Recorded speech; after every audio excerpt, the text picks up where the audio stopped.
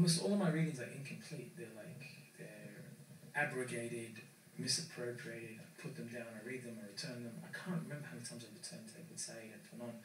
You go to other books, you think about it, you sit there, you Facebook, your Twitter, you whatnot, you argue with this person and that person, and you layers, and then you leave stuff behind, you regain things, and then slowly but surely. So my book is really just 3 readings of Edward Said, which could be argued as 3 misreadings, 3 readings of Fanon, and then they intertwine and so forth. So yeah, so they're saying many things, but it's more important to ask the question what we take out of it. And one of the most common things that we take out of it is, oh look, the West has misrepresented us, constructed us in ways that is convenient.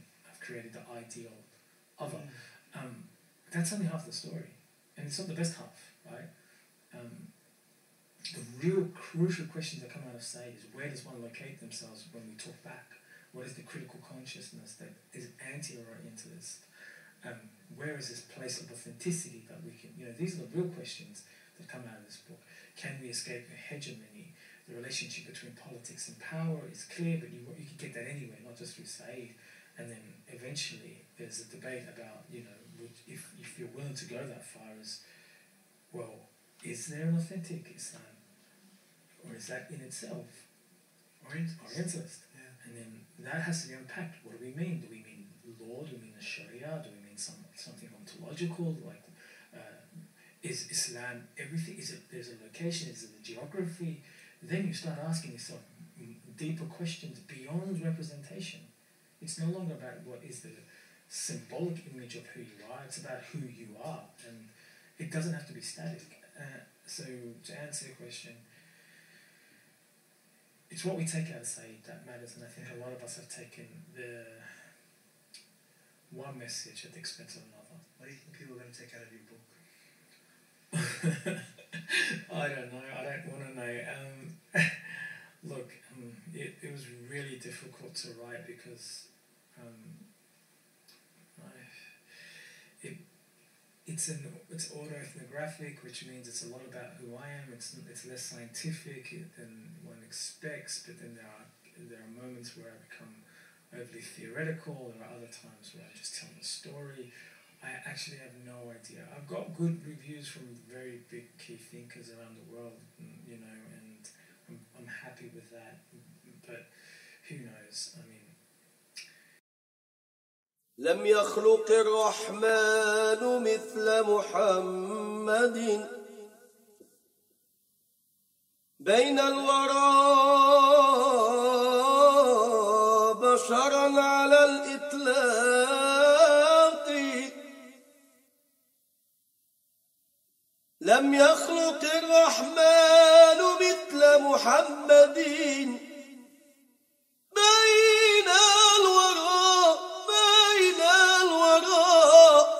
بين الورى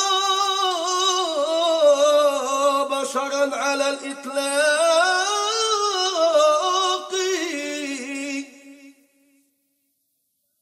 كلا ولا عرف الخلائق قدره ما فوقه حقا سوى الخلاق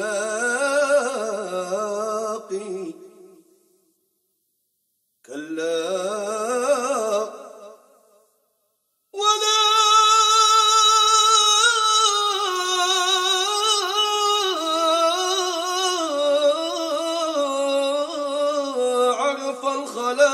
قدره كلا ولا عرف الخلائق قدره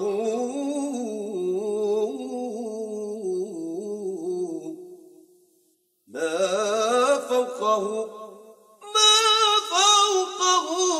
حقا سوى الخلاق.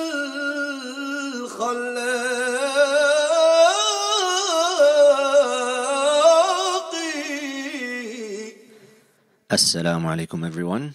You are listening to episode 65 of the Muhammad Ghailan podcast with yours truly as the host.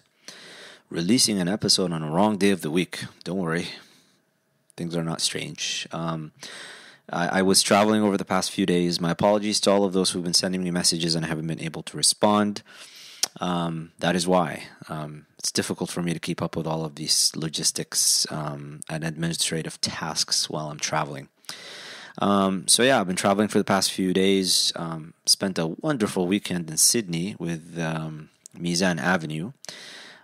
Much love to the Mizan team. Shout out to all of you. I really appreciate everything you've been doing for me when I get there. Part of me wonders if you're just trying to bribe me to stay in Sydney. I can tell you it's starting to work. But lo and behold, medical school is in Brisbane, so I have to finish the next couple of years before I make any moves.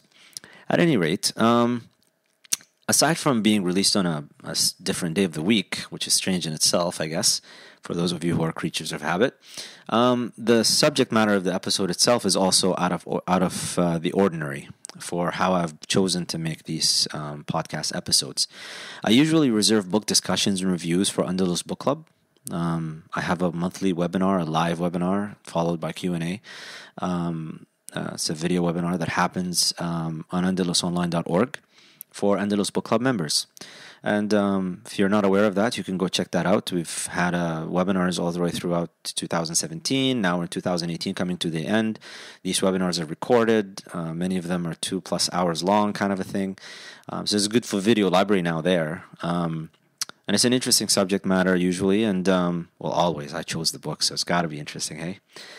So they're interesting subjects. What I do with the books is I take them and I tackle them through an Islamic lens, where I bring in the Quran, the Sunnah, just try to like explain things through, and also Islamic history, the Seerah, all of these things, and try to explain the subject matter as what would a Muslim do with this, and how would you engage with this from an Islamic perspective.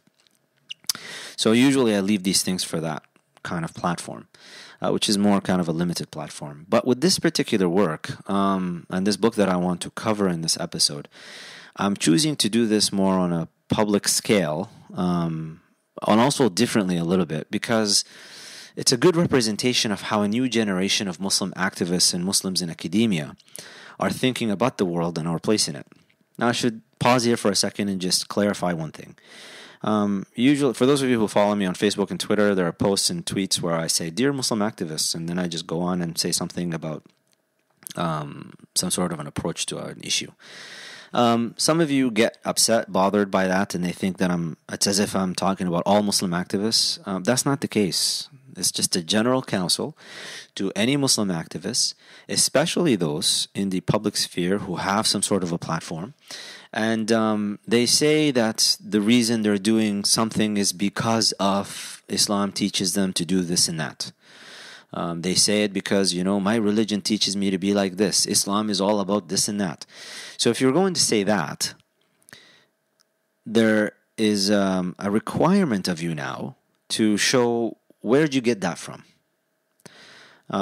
Where in the Quran? I mean, you should be able to cite the Quranic verses. You should be able to cite the hadith. You should be able to refer to the Sunnah, the Seerah of the Prophet ﷺ, and explain to people, this is why what I'm doing is driven by Islam. Otherwise, you could just be driven because of your own fitrah, because of your own emotional attachment to a particular cause, and that's fine.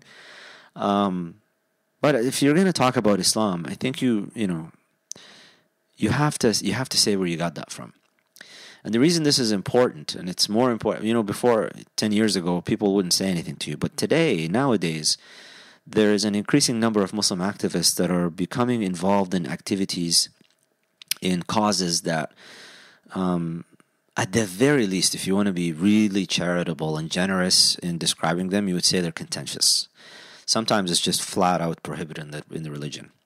And that's why my 63rd episode was about Lot's wife and Muslim activists and the LGBT alliances and whatnot.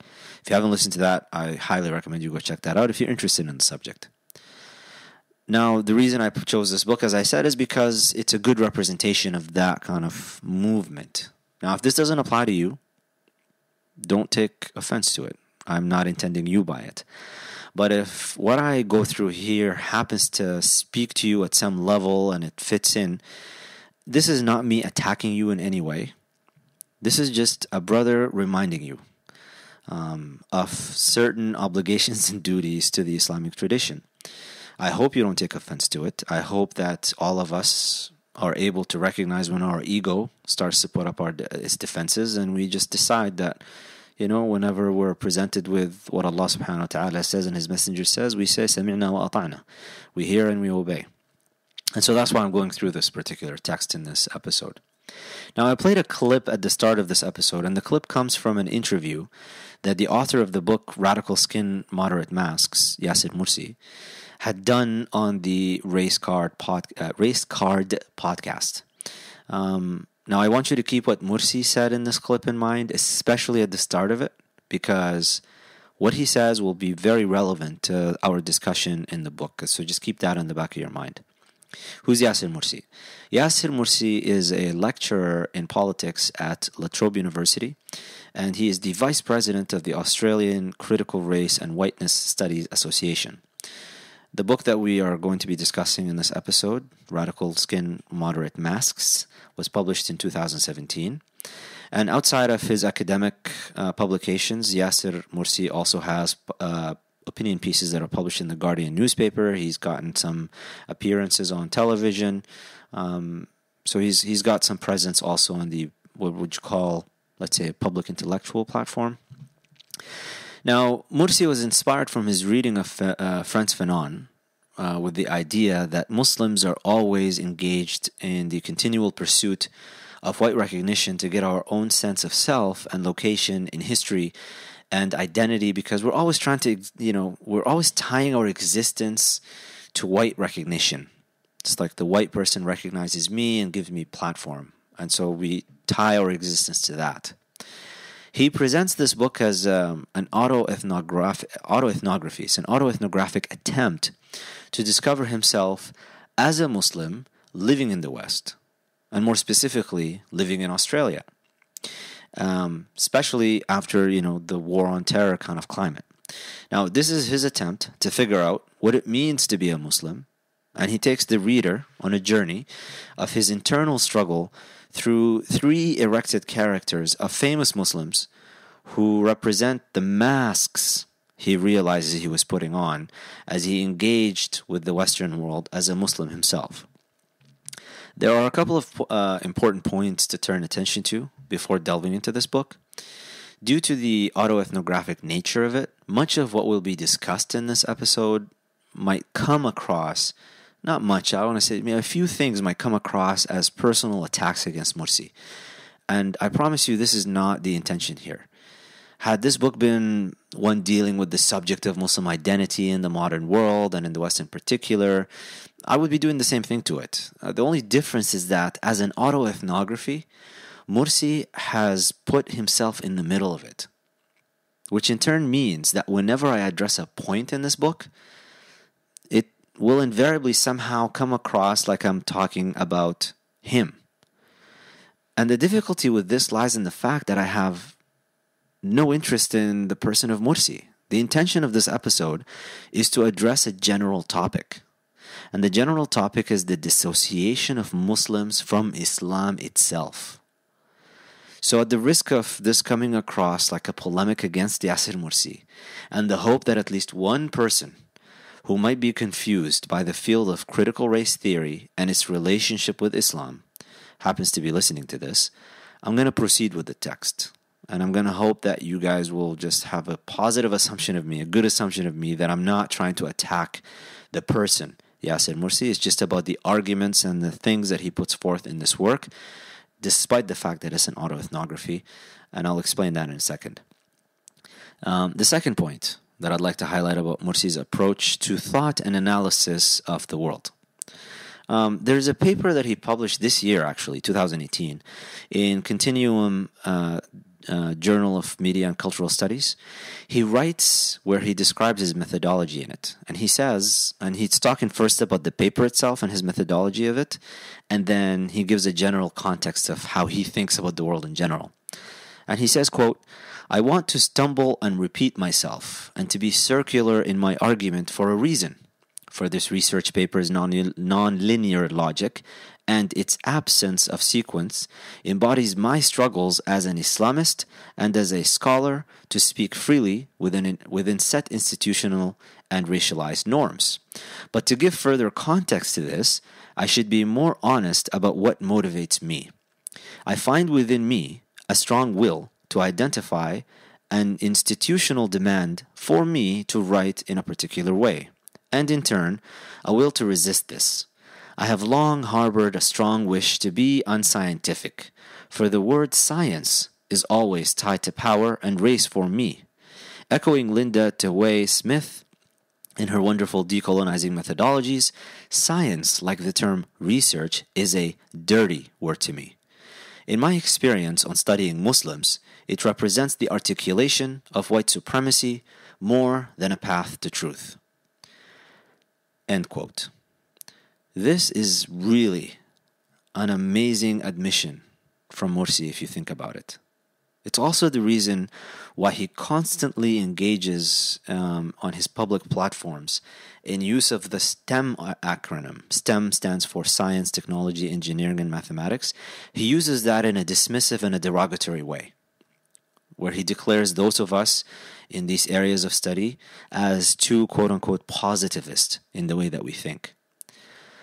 Now, for those of us who value rationality and declare it as the one thing that separates us from animals, Morsi will tell us that we're merely parroting Kantian and Cartesian ideas, and that we're blind to the fact that what we call human reason is nothing but a construct given to us through colonialism by the white man. In reality, what Descartes and Kant and all those other people in Western Europe, pre-Enlightenment and post-Enlightenment and Enlightenment period, all those people, what they produced were actually plagiarisms of or elaborations on works written by Muslim scholars who preceded them. There's actually an example of Descartes in his discourses, the copy in which, in his personal library, he had a translation of Imam al-Ghazali's Al-Munqidh min al-Dalal, Deliverance from Error. And in it, in his own handwriting, in red ink, he underlines certain parts of Imam al-Ghazali's work, and he says this will be added to our discourses. And so he does that, and he doesn't cite Imam al-Ghazali at all. So when you're looking at all of these authors, and they say it's just, you're parroting Western philosophies and whatnot, they're just actually, they took from us what we had. Now, Muslims in turn, what were they doing before them? Muslim scholars before them were creating a massive intellectual and a rationalist tradition that was based on commentaries on the Quran and the Sunnah, as well as translations. Just a second here for the Quran and the Sunnah. I published a vignette just looking at the introduction of Al-Khwarizmi's text on algebra. Muslims invented algebra. Sorry, not so sorry for all you who do algebra and hating it. The reason for the whole thing was because of inheritance laws. And so he was commissioned by the caliph at the time to put together a discipline for us to figure out the inheritance laws and also the commerce, because transactions are getting complicated and people need to make sure that things are done and divided properly and justly. So it was actually commentaries on the Quran and the Sunnah that a lot of our rationalist tradition arose, as well as translations from followed by commentaries on Greek works. The Greek works, the way that the Western person learns about intellectual history, there was the Greeks, and then there was like a large gap of the Dark Ages, and then somehow Western Europeans got a hold of it. But what happened in the middle, nobody really gets to learn about that. It was actually the Muslims who translated all these works. It started off first by translating the works and then doing commentaries on the works. And the Western tradition has an enormous debt for Ibn Rushd al-Hafid, Averroes, known as Averroes Latinized so that we can remove the Arabic from it. Ibn Rushd al-Andalusi, who actually is known as the one who preserved Aristotle's works. You would not know who Aristotle is or was and his works had it not been for Averroes Ibn Rushd. So this is what Muslims were doing. All right, who was before the Muslims? The Muslims didn't just pop out of nowhere. The Greeks, where did they get the Greeks from? The Greeks they had their work and they did their inquiries and their rationalist discourses and whatnot. Some historians looking at the intellectual history of nations and civilizations, the Greeks were interacting with the Indians. So there's all this genre of work looking at how the Greeks borrowed from the Indians. All right, what about the Indians? They had it from the Chinese. In other words, this thing that we call human reason is not a Western European construct pushed onto the world by the white man. It's a faculty that is shared by all of humanity. Unlike a relay race, with the baton just keeps changing hands between nations and civilizations throughout history. Now, what Morsi conflates here is the nature of reason with the instrumentalization of it. We just happen to be living in an era dominated by Western Europeans in terms of how rationality is employed. What's uniquely Western is the use of reason to subjugate the earth and its resources, and also to manipulate the subjugate populations to gain access to their resources. If you look at archaeological evidence of different societies that have existed, by and large, it just shows that people were living in their lives were generally constructed as part of the natural order. They were looking at to harmonize with the environment. I remember when I was in Andalusia in southern Spain a few years ago, going through the palace there, Al-Hamra Palace, and the fountains, the way that they were constructed. Right now they have motors that push the water up, but the original design of them, when Muslims actually built it, they used the power of gravity. And so the fountains were pushing water up, but because of the geometry and the way that the engineering was done, it was reliant on just gravity. The water was coming down from another area, and through that force, it was pushing the water up to come through the fountain so that it can be pushing the water up. It was beautiful. And then, they, instead of doing that, now they have motors doing the thing. It's a bastardization of a beautiful kind of a design. Now, there was a shift when the Europeans took over this tradition. And the shift was what we call today as modern science. It's expressed by Francis Bacon in his Novum Organon.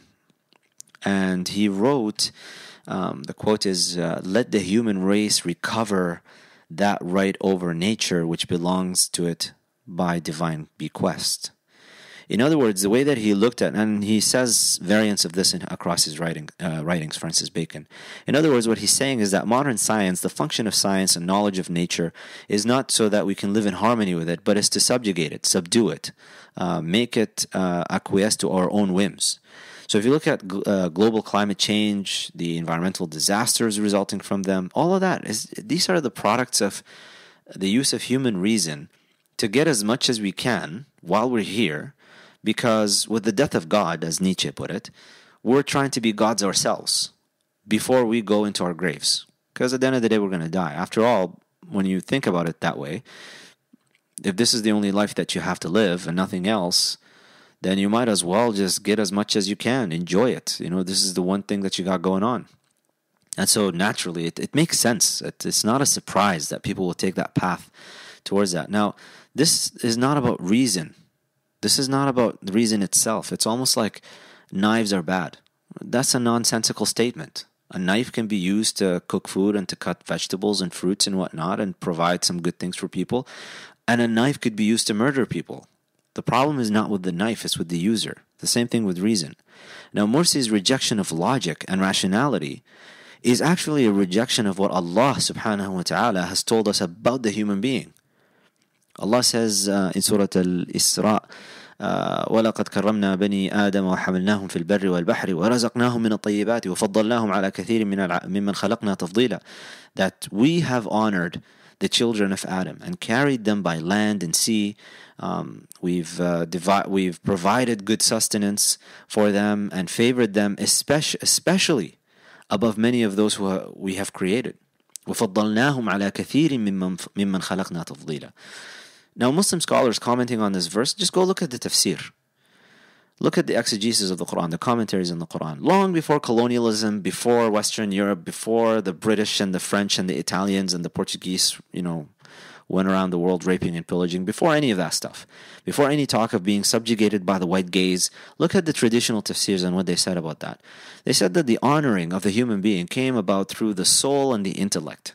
The fact that Allah subhanahu wa ta'ala breathed, نَفَخْتُ فِيهِ مِنْ رُوحِي فَقَعُوا لَهُ سَاجِدِينَ, that Allah subhanahu wa ta'ala breathed from His spirit into Adam alayhi salam, as well as the fact that you have an intellect. Our ability to reason is what separates us from the animal world. If you look at any theological discourses, the way that we refute atheism, the way that we refute any false theologies out there, it's all through the use of reason. The fact that reason is being used to colonize, to oppress, to subjugate, that's not a problem with reason. That's a problem with the ones using it for their own nefarious ends. Moreover, in an ironic twist, which is really, it's just very interesting that Morsi does this. Morsi constantly prides himself on having papers that he published in peer-reviewed journals.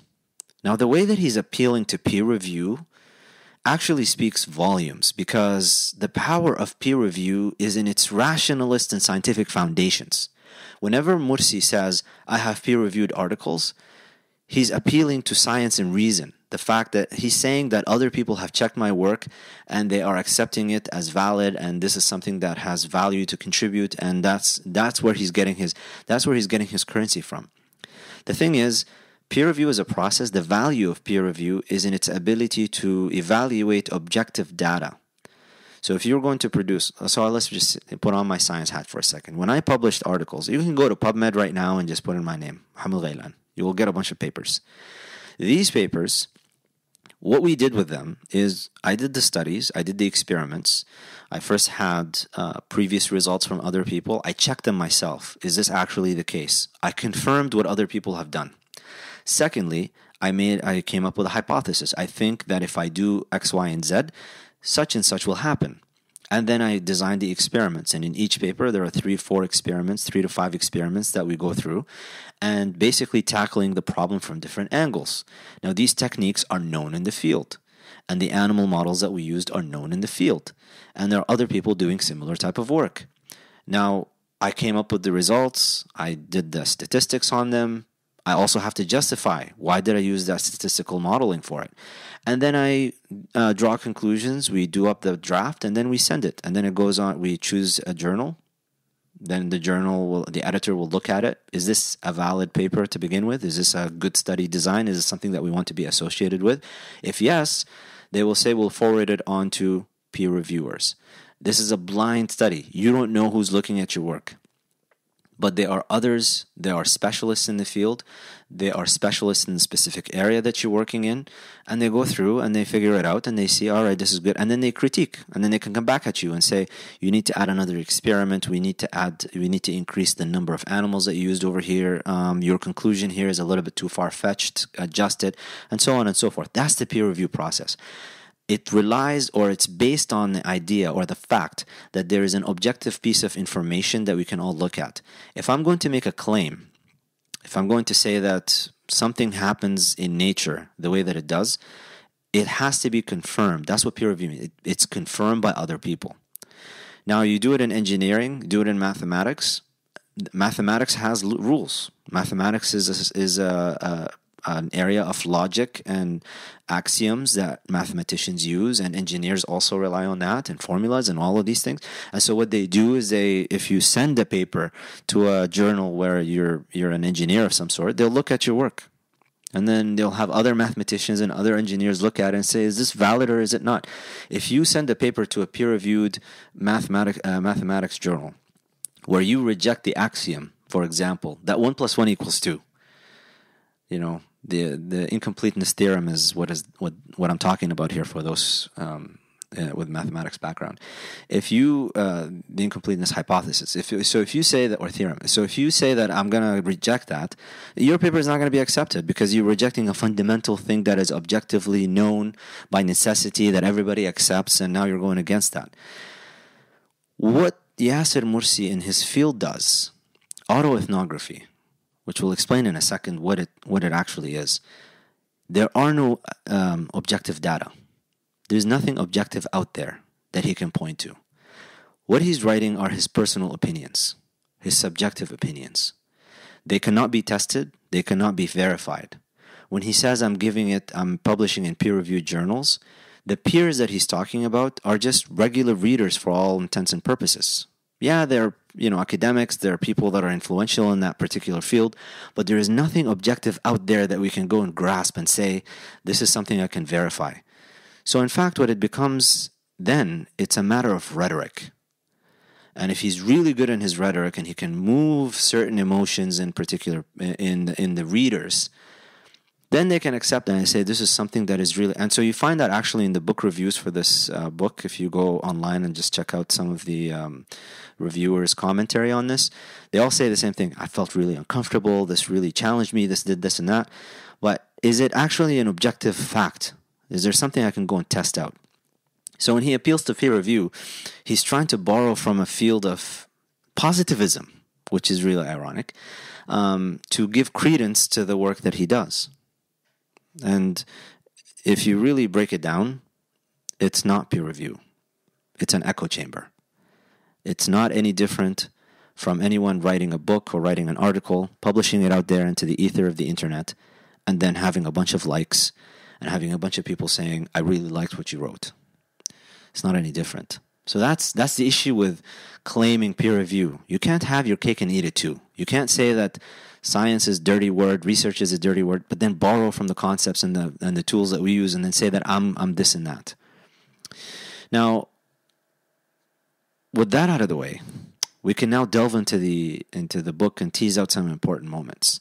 Now, as we mentioned time and time again, the book is an autoethnography, which is a qualitative method of inquiry.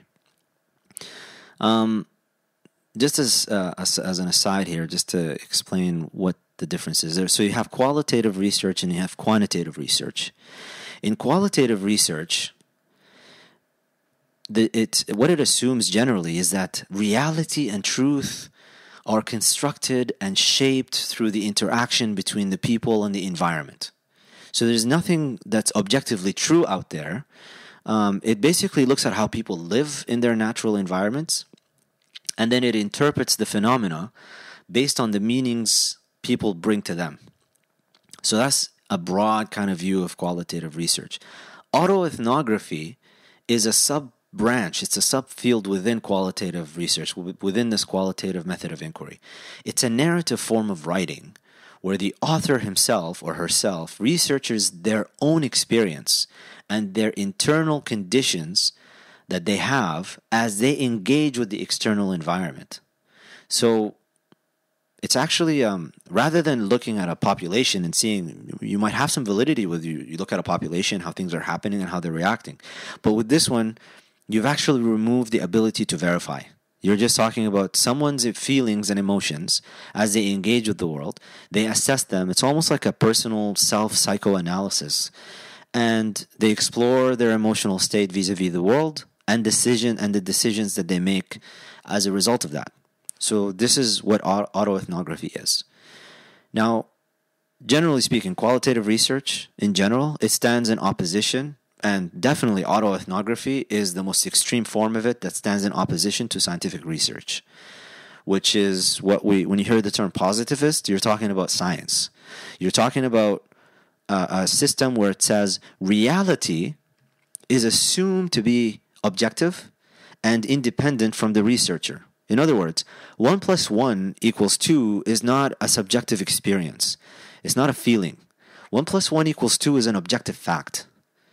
If I engage with the environment, when I look at gravity, when I look at all these, when I do the studies, the findings that I get, aside from the interpretations and the interpolations and the philosophical baggage that people have, and put all that aside, if I just go into the lab and do a scientific experiment and just get some results out of it, these results are objectively true on their own by themselves. Now, interpretation and ideology and all that comes later. But the fact that there's something that took place, that is independent of me. To give you the famous question, if a tree falls and nobody hears it, does it make a sound?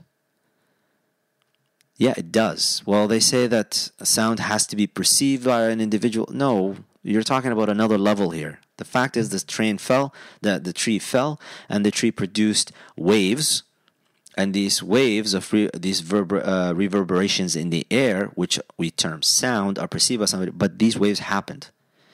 Now, from an Islamic point of view, both approaches have validity. We don't say that we're positivists, and we don't say that we're totally on the qualitative side, and we don't reject autoethnography, and we don't. All of this actually comes together under the umbrella of Islam, interestingly enough. Take the quantitative side for a second. On the quantitative side, Allah subhanahu wa ta'ala tells us in Surah Fussilat about the disbelievers. سَنُرِيهِمُ آيَاتِنَا فِي الْآفَاقِ وَفِي أَنفُسِهِمْ حَتَّى يَتَبَيَّنَ لَهُمُ أَنَّهُ الْحَقُّ أَوَلَمْ يَكْفِ بِرَبِّكَ أَنَّهُ عَلَى كُلِّ شَيْءٍ شَهِيدٌ. So we shall show them our signs in every region of the earth and in themselves until it becomes clear to them that this is the truth. Is it not enough that your Lord witnesses everything? Now, here's an interesting part. This particular verse actually has an implication. The implication is that for you to recognize objective truth, or for objective truth to exist at all, Allah subhanahu wa ta'ala is the one that determines it for you. Now, if you go in the post-Nietzschean God is dead type of world, this is where qualitative research thrives. When it says that positivism is ridiculous and rejected and we don't accept it and reality has no objective validity. When you do not have God in the picture, there is no objectivity in the picture. Another verse in Surah An-Nisa, Allah subhanahu wa ta'ala says, أَفَلَا يَتَدَبَّرُونَ الْقُرْآنَ وَلَوْ كَانَ مِنْ عِنْدِ غَيْرِ اللَّهِ لَوَجَدُوا فِيهِ اخْتِلَافًا كَثِيرًا. Will they not think and reflect upon this Qur'an? Will they not contemplate this Qur'an? If it had been from anyone other than God, they would have found much inconsistency in it. Alright, how do you determine inconsistency? There has to be some objective criteria that transcend your personal feelings and whims and subjectivities to determine if something is consistent or not. So, from a quantitative perspective, the Qur'an affirms and asserts that there is something called an objective reality out there that you can find. There is truth out there with a capital T. What about the qualitative side? In Surah Ibrahim, Allah subhanahu wa ta'ala says, وَمَا أَرْسَلْنَا مِن رَسُولٍ إِلَّا بِلِسَانِ قَوْمِهِ لِيُبَيِّنَ لَهُمْ فَيُضِلُّ اللَّهُ مَن يَشَاءُ وَيَهْدِي مَن يَشَاءُ وَهُوَ الْعَزِيزُ الْحَكِيمُ. So Allah subhanahu wa ta'ala says, we have never sent a messenger who did not use his own people's language to make things clear for them. But still God leaves whoever he will to stray and he guides whoever he wills. He is the Almighty and he's all-wise. So the idea behind this verse is that language is not something that happens in a vacuum.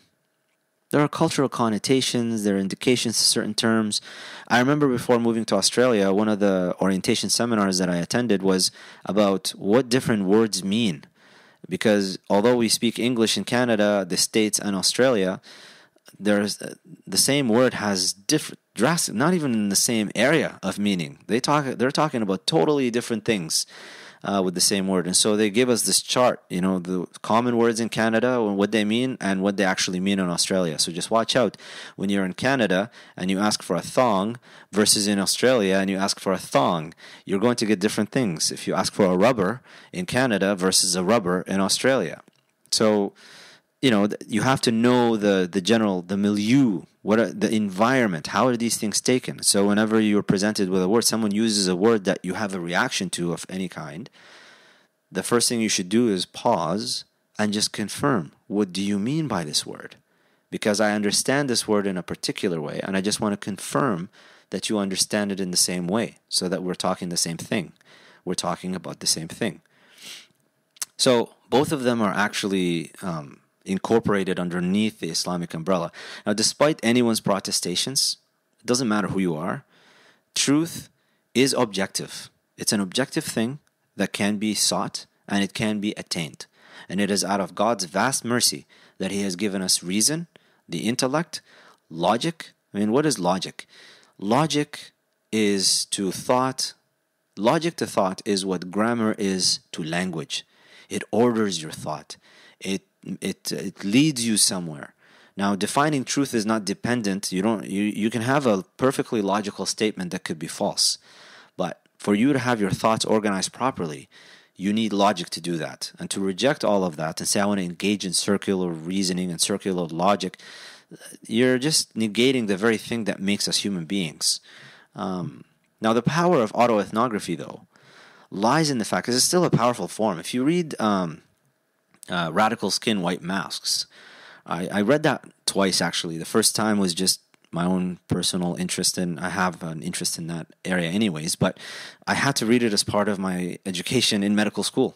Frantz Fanon was a physician after all, and we were dealing with race and the intersection of race with medicine and all, so part of it was reading Frantz Fanon.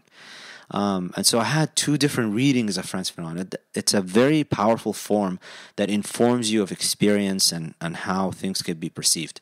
And perception is an interesting thing. You know, perception may not be reality, but it's the other person's reality.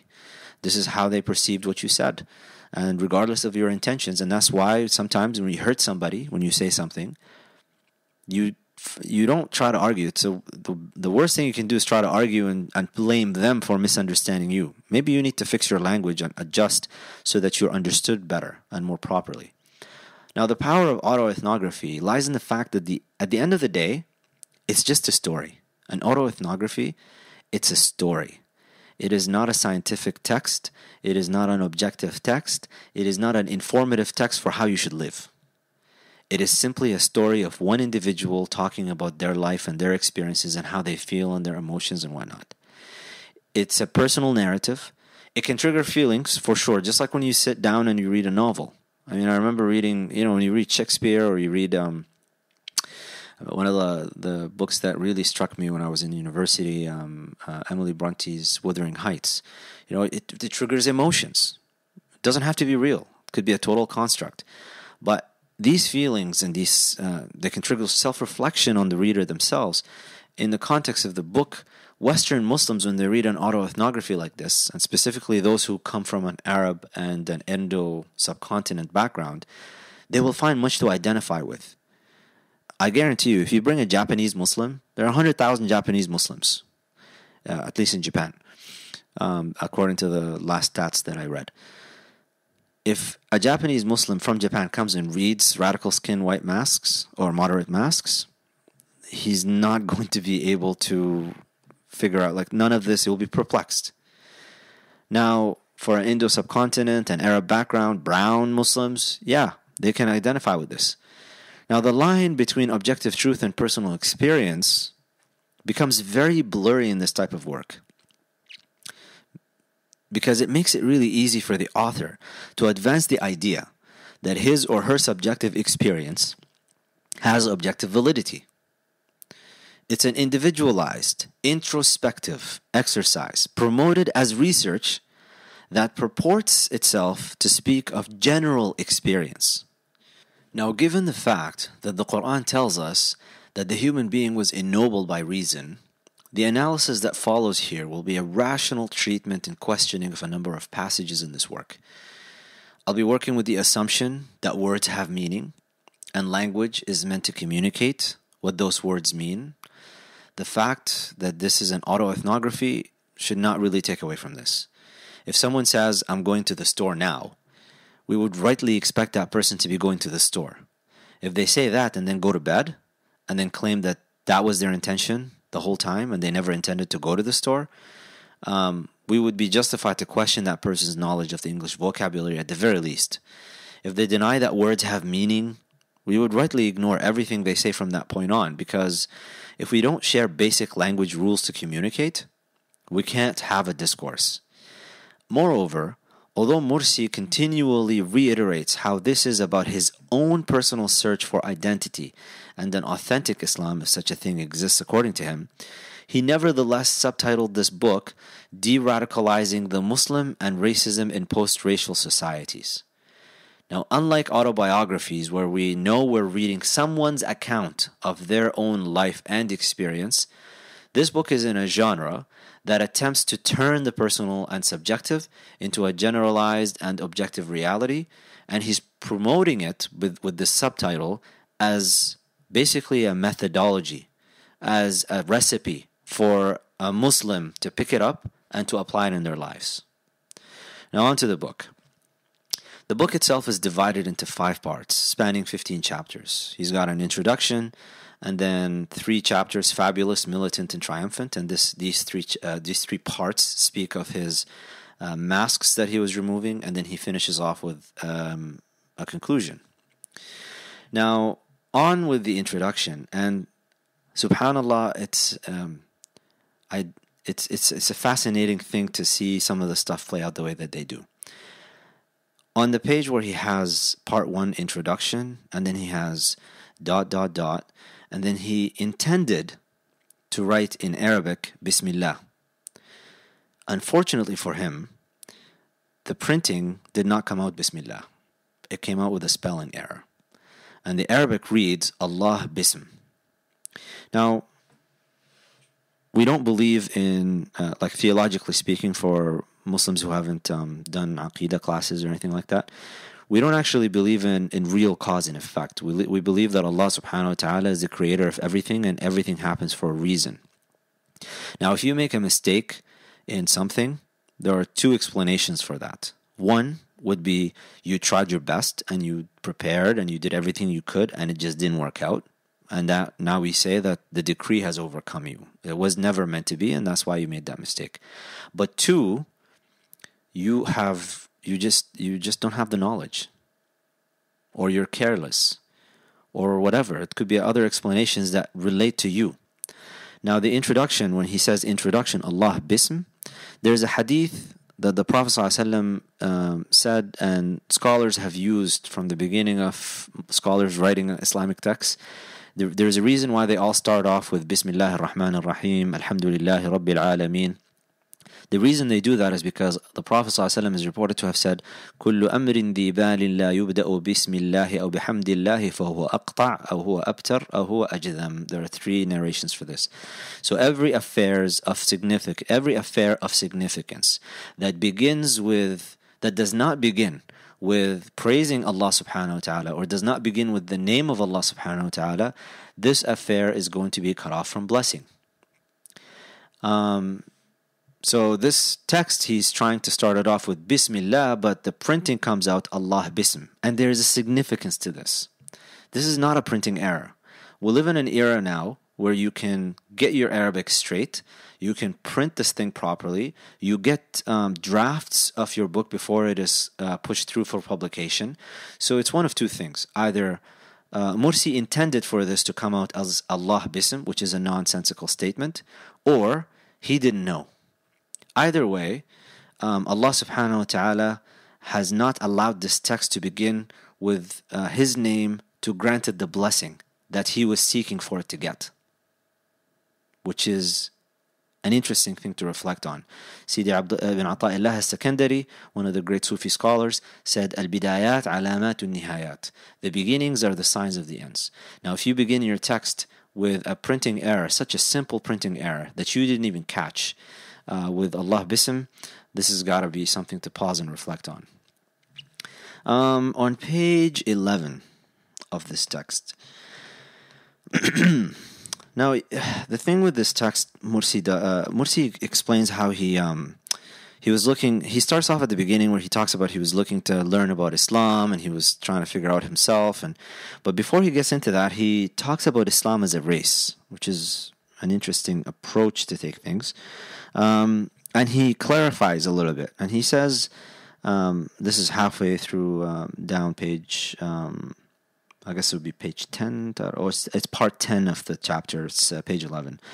I am wary of the army of thousands who tell me every day that Islam is not a race. But I know not of a culture divorced from its body. Islam in all its manifestations does not separate itself neatly into a religious idea that floats only in my head. It shaped my world before I was thrown into it. The Islamicate embodies my everyday practices, how I eat, talk, worship, look, dress, in what spaces I inhabit.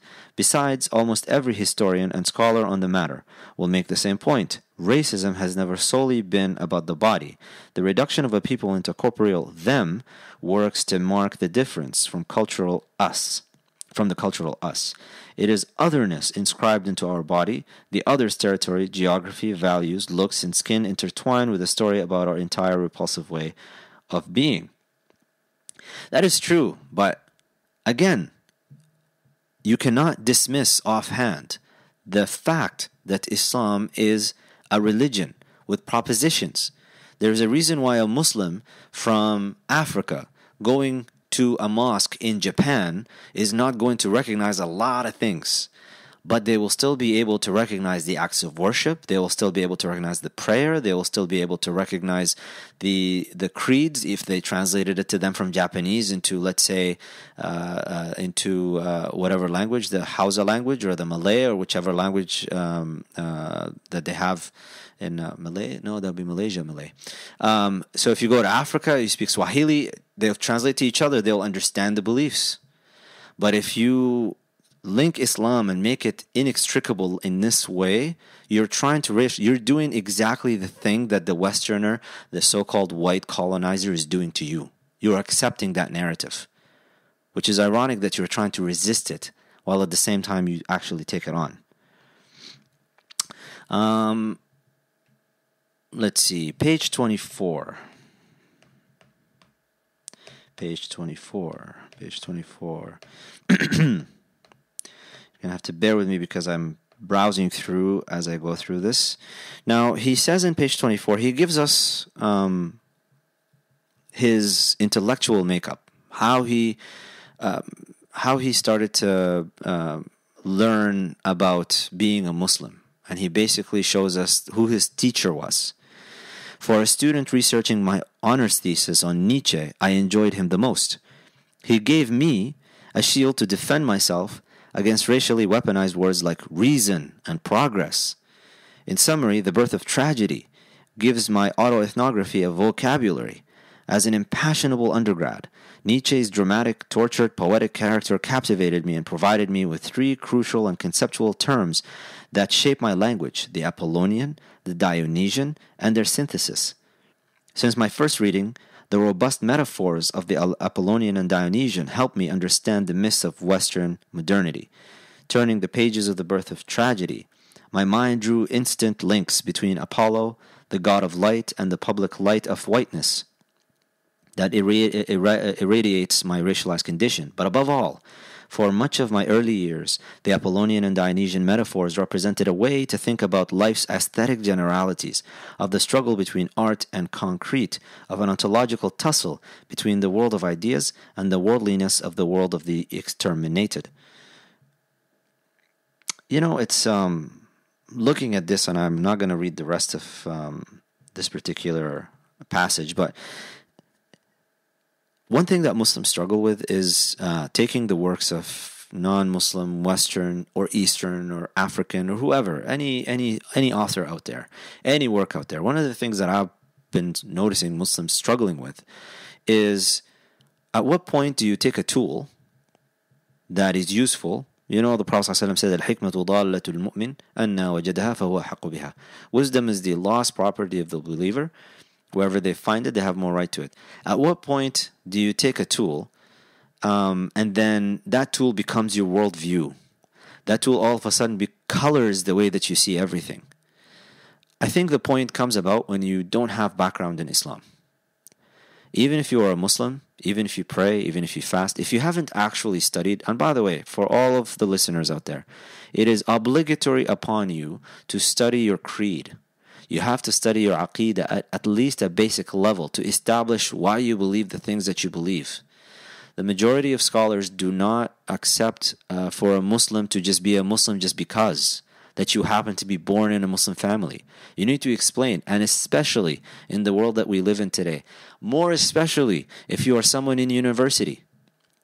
The first thing you got to do, and I tell this to all the kids coming out of high school, take some time, sit down, study aqeedah. Because you're going to be faced with a lot of things that are going to challenge you. And you need to be able to intellectually arm yourself. Now, in the particular case of Morsi over here, at the start of his part 1, he talks about his journey trying to learn about his identity and about Islam. And he talks about going into the library of the university and looking into the bookshelf and then seeing just refutations of the Trinity. He wasn't satisfied with that. He puts that down. His eye catches Edward Said. He picks up Orientalism, doesn't finish it the first time around, doesn't get to it, doesn't understand it, comes back to it. And so the reading...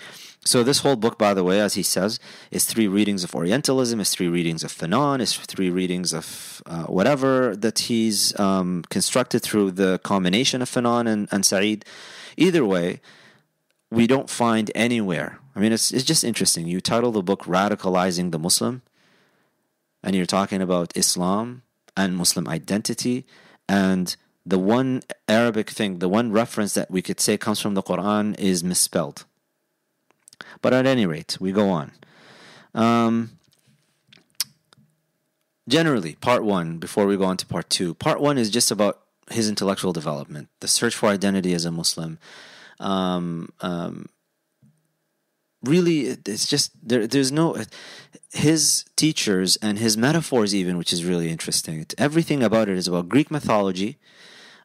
He picked up his understanding of the world by reading Nietzsche, his understanding of interaction with other people by reading Fanon, and his understanding of how the Western understands him from reading Said. Now, not to dismiss this stuff offhand, but if you're going to use these things to form your worldview, to form the lens through which you look at everything and interpret your experience, then we can dismiss it offhand. But if you're going to approach these things as tools to apply as needed, it's almost like a surgeon in surgery. When they're about to do something, they just turn to the nurse, to the assistant, and just ask for the particular tool that they need, and they come back. And they drop it, and they come back with another tool. And they drop it, and they come back with another thing. And they exchange, and they go back and forth to serve the purpose that they're trying to serve. But when you don't have Islam actually formulating your worldview, you end up picking up Nietzsche, Edward Said, Frantz Fanon, in this particular area of critical race theory, James Baldwin, picking up even including Malcolm X, looking at Martin Luther King, all of these people, W.A. Du Bois. You'll just pick up their work. This will formulate your worldview. And if I just had a penny for every time I saw Muslims who are in the activism realm, the number of times that they quote and the readiness, it's like, I wish people would quote the Quran that quickly. The readiness that they have, these authors and these writers, and some of whom, by the way, some of whom were religious and some of whom were not. Some of whom based their whole ideology on something that is based on materialist, naturalist philosophies that have nothing to do with God. But at any rate, the next part where he goes on to talk about the fabulous mask, and in it he profiles, well, it doesn't profile, he erects a character based on Walid Ali. This he's in the entertainment industry, he's in the news media. He wrote a book called People Like Us in Australia. He's a pretty famous figure, one of the most famous Muslims in Australia. And on page 42 of this work, let's see if we can just go straight to page 42. Yep. So on page 42, yep. He talks about Walid Ali and Muslims getting our knowledge of Islam from non-Muslim scholars, which is just a fascinating thing to say. So this is the end of page 42, start of page 43. For those of you who have the book and are following along somehow. He talks about how Ali gets his Islam, and he tells his story through his book, and then he says, put simply, Ali's supposed vantage point, the overlap between being Muslim and Westerner, is an illusion. It is worth thinking more deeply than Ali on the nature of this. Do not the ways we experience being Muslim refract from being Western? How does Ali preserve the supposed balance of this overlapping space? How does it resist the power of racism and whiteness? And then he says, and this is where I was really struck by this statement, surely for Muslims in the West, Islam entwines with the hegemony of the West, so that much of our knowledge about our religious tradition is mediated through a distance. We can only find it by searching for non-Muslim Western scholars who have attained the skills we lack, the scholarly language of Arabic, Turkish, Urdu, or Persian, and access to primary sources. This is the problem with autoethnography. This might be his experience at the university, because let's face it, even at the University of Victoria, we had one of the people teaching Islam there. He's a non-Muslim. The guy publishes articles on tafsir. He knows Arabic. He knows pre-Islamic poetry. He knows all these things.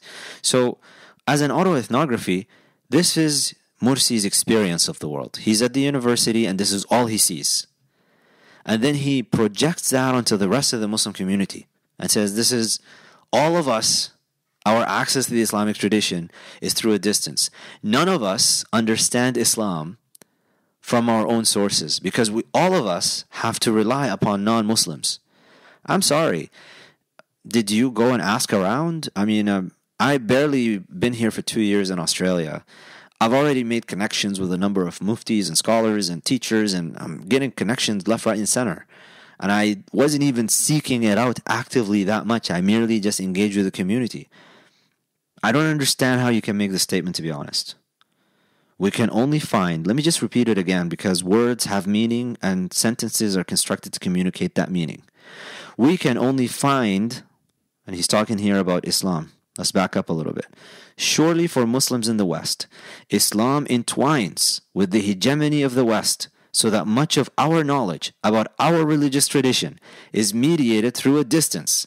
We can only find it by searching for non-Muslim Western scholars who have attained the skills we lack, the scholarly language of Arabic, Turkish, Urdu, or Persian, and access to primary sources. Whatever happened to Allah saying to us in Surah Al-Hijr, إِنَّا نَحْنُ نَزَّلْنَا الذِّكْرَ وَإِنَّا لَهُ لَحَافِظُونَ. Allah promised to preserve this reminder. Allah promised to preserve this religion, promised to preserve the Quran.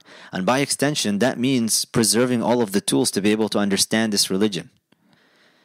And He ﷺ told us, Ummati kal matar. My people, my nation is like rain. We don't know where is the good in it, in the middle, in the end, at the beginning. So we promise that there's going to be scholars all the time. I don't understand how you can come up with this conclusion. My apologies if I seem to be dragging on some points more so than others. This stuff really bothers me when it comes to Islam and talking about the religion itself in very unsubstantiated ways. On page 51. Let's see, page 51. Oh, this is an interesting passage from page 51 because it touches a little bit on critical race theory. Again, he's talking about Walid Ali, and Walid Ali here is describing, in his book, People Like Us, he's describing a cartoon of a couple arguing.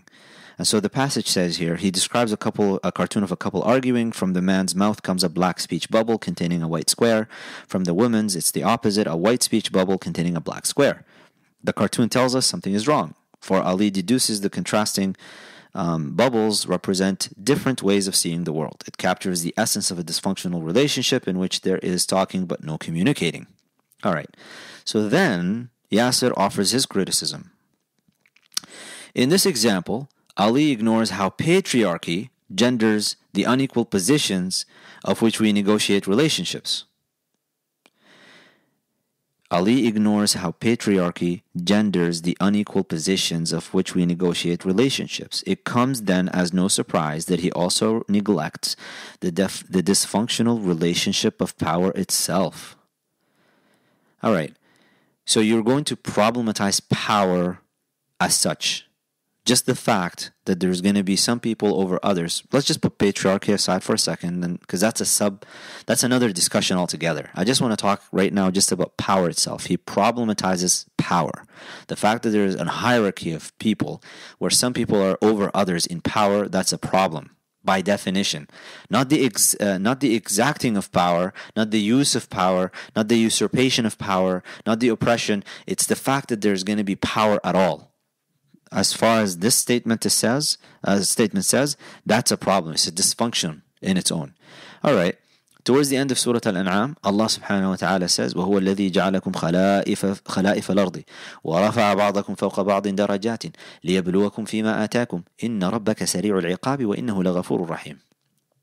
Allah subhanahu wa ta'ala says that He is the one who has made you successors in the land and raised some of you above others by various grades and degrees, that He might try you by what He has given you. Surely your Lord is quick to requite evil, and He is most surely the forgiving and the merciful. So this business of some people are over others, this is actually Allah's doing. And the reason for it is to test you out, to see how you're going to respond. How are you going to respond when you are in a position of power? And how are you going to respond to those who are in a position of power over you? In Surah An-Nahl, Allah subhanahu wa ta'ala says, وَاللَّهُ فَضَّلَ بَعْضَكُمْ عَلَى بَعْضٍ فِي الرِّزْقِ. And Allah has made some of you excel others in the means of subsistence. Some people are going to be richer than others.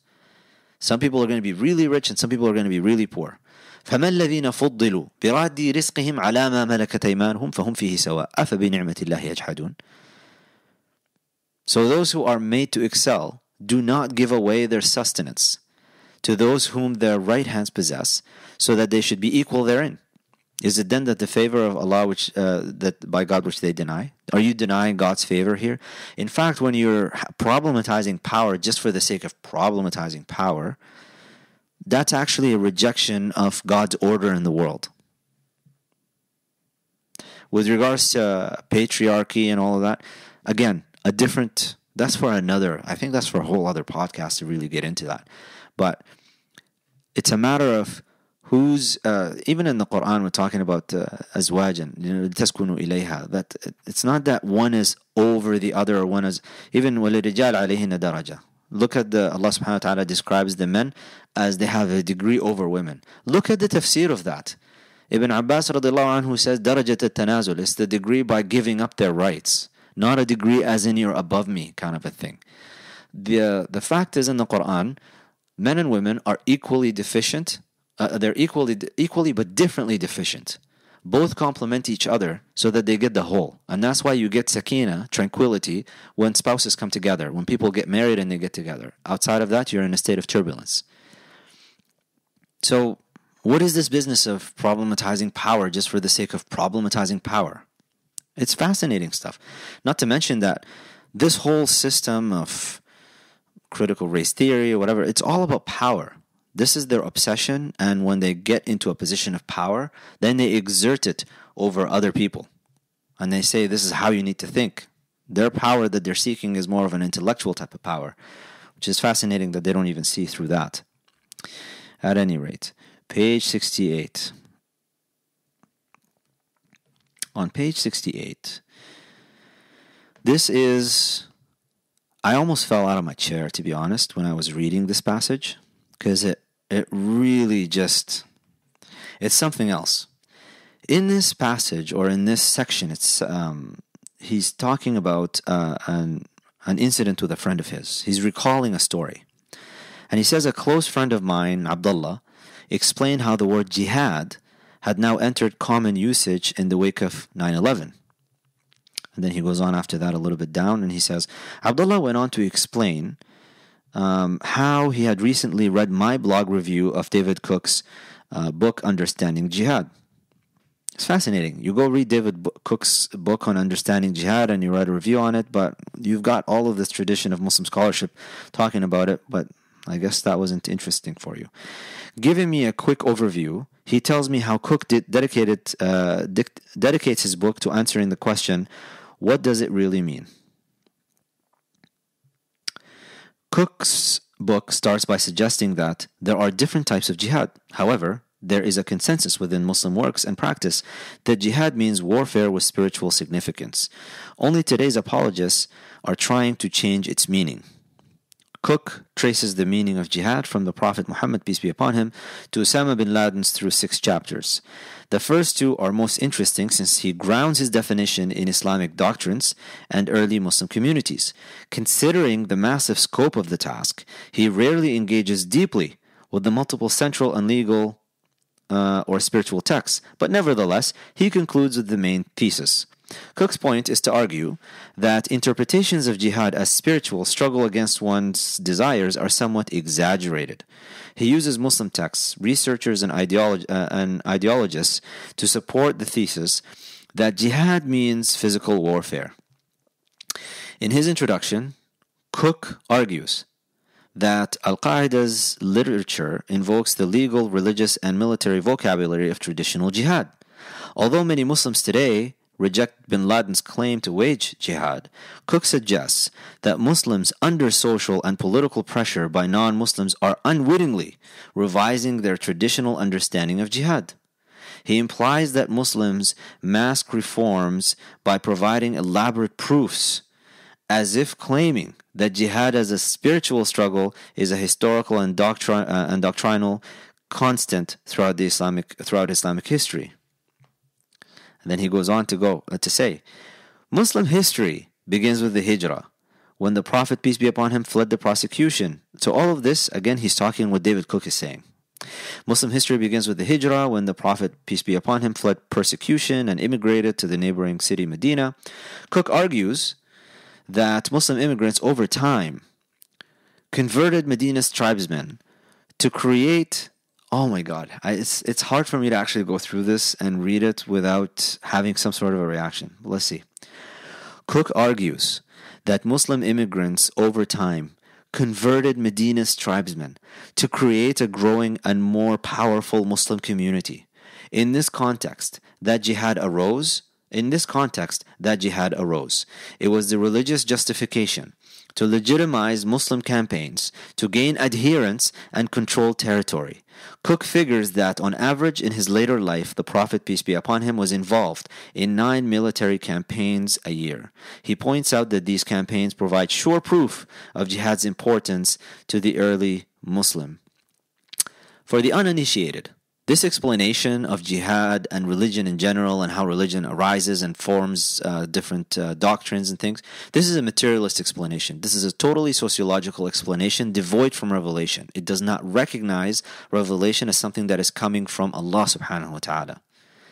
So the verses أُذِنَ لِلَّذِينَ يُقَاتَلُونَ بِأَنَّهُمْ ظُلِمُوا, these verses where Allah subhanahu wa ta'ala says to the believers, it has now been given permission for you, because you've been fought, you've been killed, you've been tortured, now you have been given permission to fight back.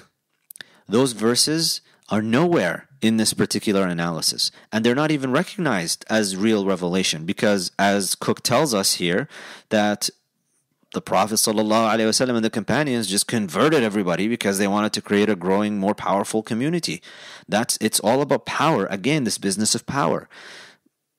There's no spirituality, there's no divine anything. This is Cook's explanation. Now here is where I fell out of my chair. I bring up this memory for a reason. I agreed with Cook, even though I had not read any of the texts cited. And even though, politically, I avoided citing white males as the first authority of our tradition, but I was in the midst of the second reading of Orientalism. I agreed with him solely because the mask I wore at the time demanded it. I needed to believe that other Muslims were in a condition of ignorance about our authentic tradition. If I needed proof of ignorance, I needed not to look beyond myself. But I had set myself up to blame other Muslims for departing from the true path. Whatever side you take in the contest of what jihad truly means becomes irrelevant here. And what it does mean is not my concern here. I'm more interested in how the term becomes a site of interest between Muslims who seek to present before the white gaze the real Islam. Fascinating stuff. Morsi ignores all of the tradition, does not read any of it, does not engage any of it. Muslims are simply a racial group that is responding to political pressure, and we have no source that we can go back to. We have no Quran, we have no Hadith, we have no tradition, we're not pulling on any of it. And to top it off, to look for authentic Islam, where does Morsi go? To David Cook. It's really sad. Anyways, this is why I had the caveat at the start of this. It's really difficult to take an autoethnography, which is someone putting themselves in the middle of it, and then putting forth certain arguments, and then you tackle the arguments, and it not look like it's a personal thing. It's not. This is just about the statements that he's making here. So, page 75. Page 75. So now he's going into the militant mask of Hamza Yusuf. So Sheikh Hamza is another character he erects. He says just a character that he erects, but somehow the character is present in real life. Alhamdulillah. So on page 75, he makes a claim. He says that years after 9/11, however, so bottom of page 75, top of page 76, years after 9/11, however, Yusuf lost his appeal. He became just another white American. Even the title rock star of the Muslim world signified it. For surely was his influence not an outcome of their hegemony? Regardless, I lost what I originally saw. So he used to admire Sheikh Hamza Yusuf, and now he doesn't. Or maybe he does, he just doesn't... the appeal was lost. Maybe he still does. I'm not going to put words into his mouth. Let's say that he still reveres and regards Sheikh Hamza in high regard, but he lost the appeal for him. Instead, an impression about Yusuf grew in me. I sensed that he sought to calm young Muslims down. I felt subjected to a different kind of preaching. My anger felt managed. Even if he personally roused against such, he came to reflect a variation of the similar American hubris. He too policed the Dionysian. I enjoyed his discussion about philosophy and Islam, but when it came to politics, I had to turn away. Had to pretend I could not hear what he was saying. It was not that I disagreed or could not accept his view. It was more the clear use of unchecked racial thinking and color blindness that bothered me the most. Again, what does any of this mean?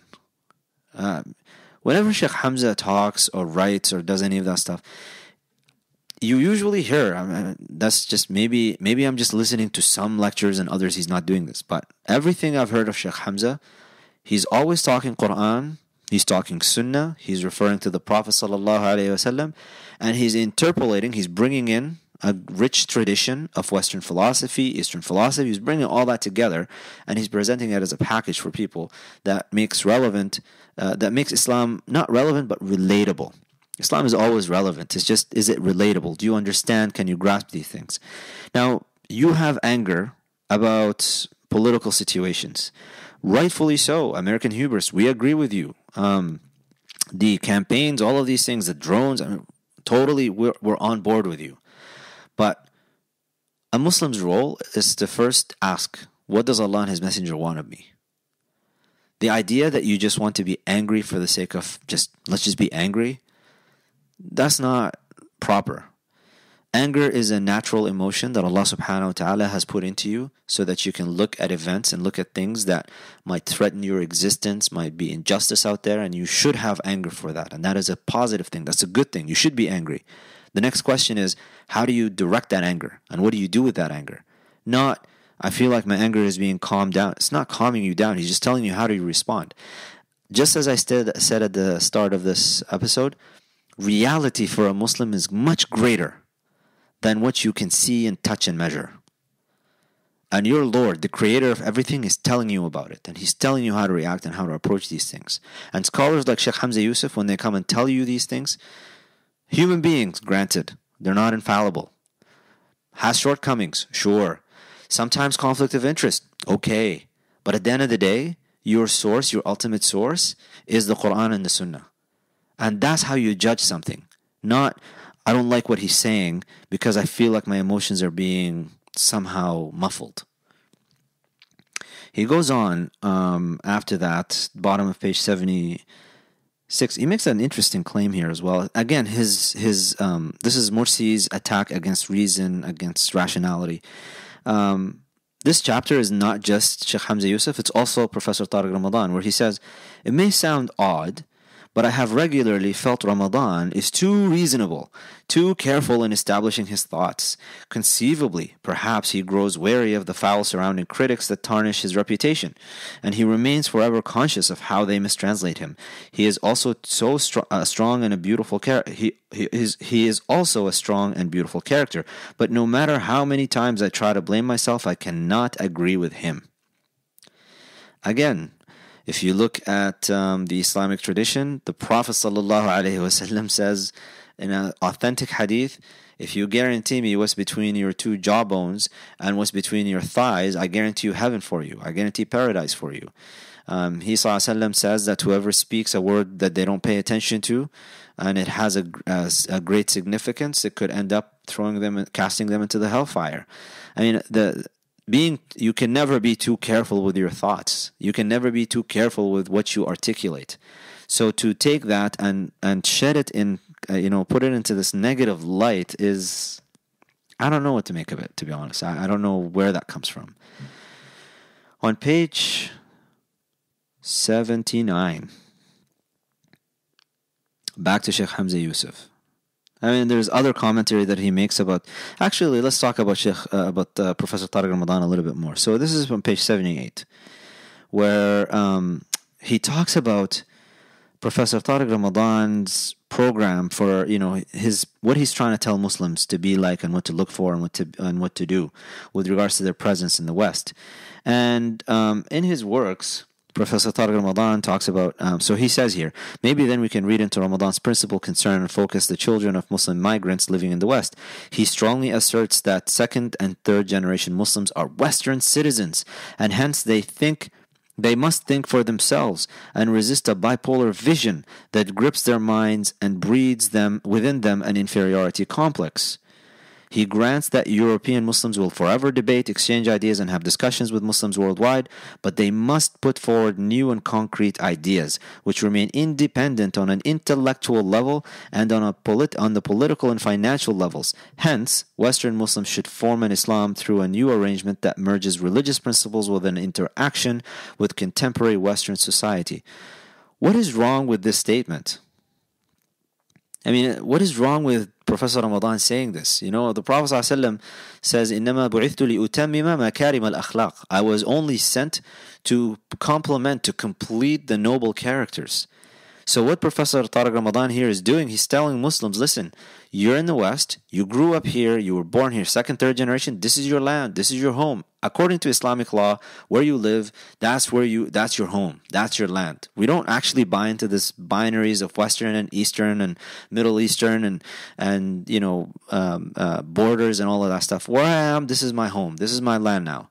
And based on that, what you need to do is, based on your principles from the Quran and the Sunnah, you look at what's happening and then you say, all right, this is something we can take on and this is something we can't take on. This is why you can travel across the world and find different manifestations of Islam that look completely different from each other, but the skeleton remains the same. That's why an African can go to Japan and be able to pray along the Japanese, and everything will be fine. And the preacher can say some stuff, it will resonate with the African as it will resonate with the Asian, as it will resonate with the Westerner that is coming to visit. But the specific manifestations of how people do things, and that can change, that can be different, as long as it does not go against the religion. That's what Professor Ramadan is talking to Muslims to do.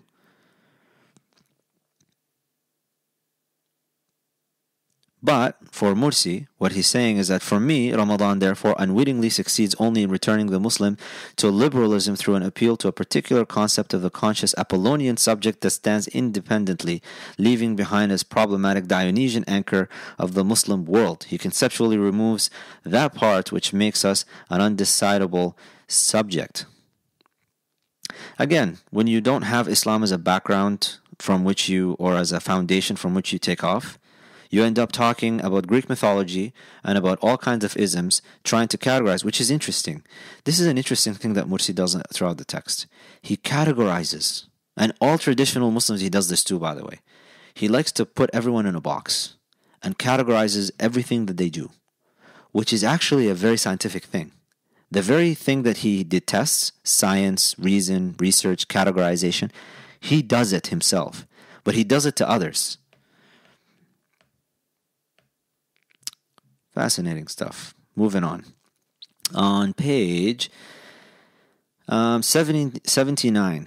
So on page 79, he talks about a paper from Sheikh Hamza Yusuf that he wrote with regards to Muslim responsibility.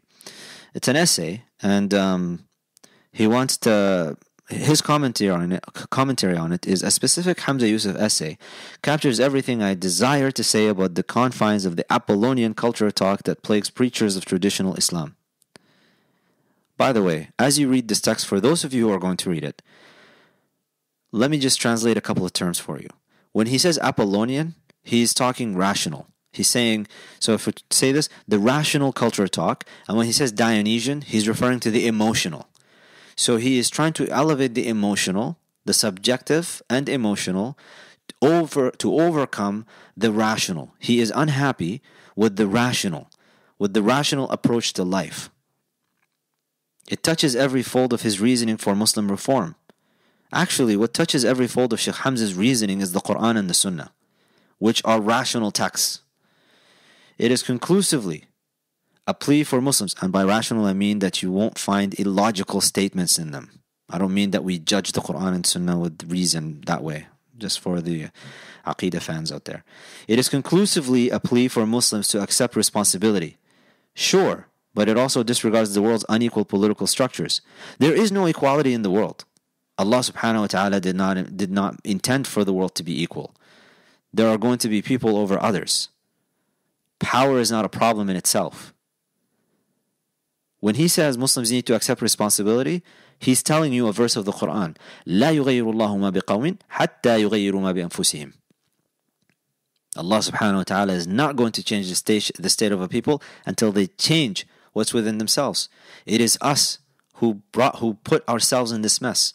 And if you read the history, the political history just alone, especially the late Ottoman Empire, going on to the modern nation state and how things unfolded, we were primary facilitators of the current political structures as they stand and the rulers and the systems that we have in the Muslim world. This was not something imposed from without. We do all of this. We are our own doing. The companions, the Prophet ﷺ says in a hadith, another authentic hadith, that the nations are about to gather upon you, to eat from you like termites eat from a stick. And the companions, the first question they asked is, أَمِنْ قِلَّةٍ نَحْنُ يَا رَسُولَ اللَّهِ? Is it because we're few, O Messenger of Allah? They're taking self-responsibility. This was the approach of the companions. And he ﷺ says, لا بل أنتم كثير. No, there are many of you. Sure enough, there are many of us, 1.8 billion of us. But what's happening? We collected the world, we got money, we love, لكنكم كغثاء السيل. He ﷺ described us as the foam, the scum of the ocean. No weight to us, no power to us, because we are searching all the way through this life for money and for pleasures, and that's it. That's what we're doing.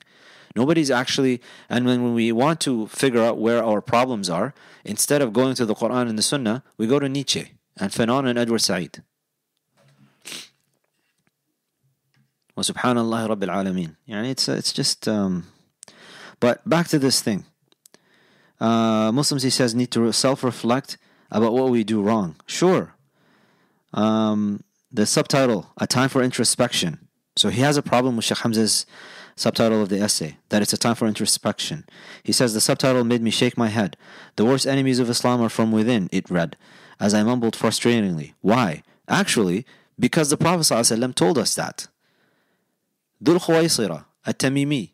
So one of the person who's the progeny of all the Kharijites came out of, that was a man who was present during the time of the Prophet ﷺ, and he came to the Prophet ﷺ in an incident, and he told the Messenger of Allah to be fair, because he thought he wasn't being fair.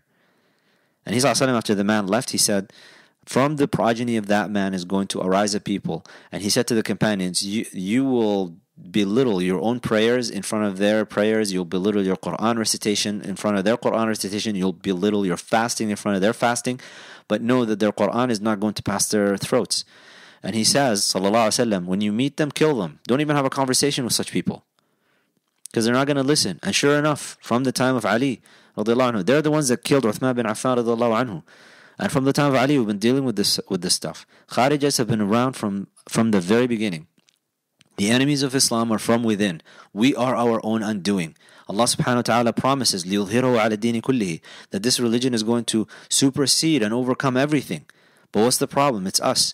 The scholars, by the way, Ibn Taymiyyah rahimahullah and others pointed out, Al-Ghiyathi, Al-Juwayni, they all point out in their texts on political theory in Islam, that it is known, it's something that they've recognized from early on, before colonialism and the white gaze and all of that stuff. Written in the text that they said, Allah subhanahu wa ta'ala will not support the Muslim ummah as long as they depart away from their religion and they exert oppression and transgression in the world.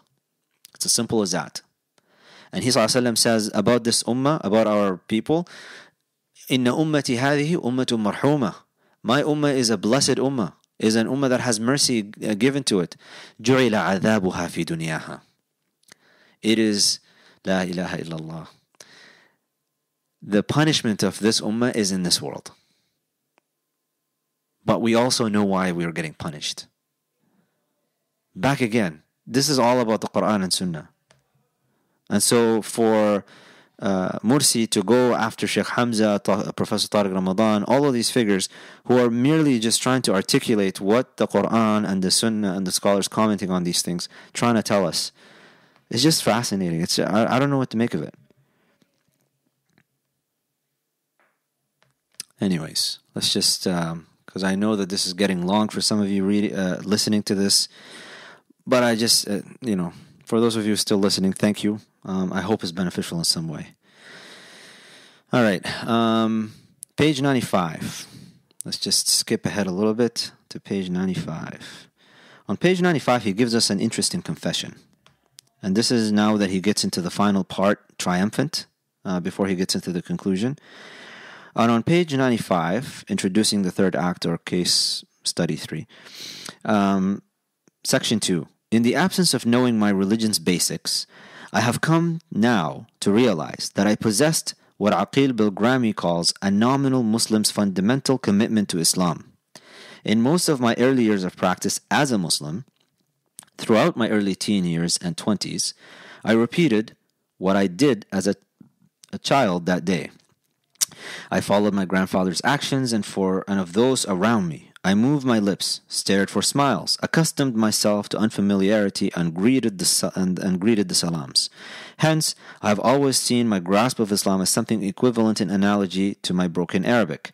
I know a little, I can get by, I own bits of its truths, I own pieces of religious words unhinged from a totalizing grasp of its narrative. My faith is one of guesstimates that have often rendered a sense of guilt and exilic sensitivities to what I lack and a pursuit for an authentic, solid home version of Islam. Although, despite this, analogously, knowing only the third or fourth word of Islamic theology, I have felt a strong identity as a Muslim. I take the call because my faith roots itself within me and through a grammar of loyalty to God, to the Prophet, peace be upon him, and my family. And here lies the paradox of my commitment to Islam that compels me to negate its inauthentic misrepresentations found in the West. To probe my compulsion to seek an authentic that comes without my having knowledge of what an authentic representation of Islam is. This is fascinating. In one sentence, you say 3 things that all negate each other. On the one hand, you don't know what authentic Islam is, but somehow you're able to recognize what inauthentic Islam is, which requires you to know what authentic Islam is, while at the same time you're pursuing authentic Islam.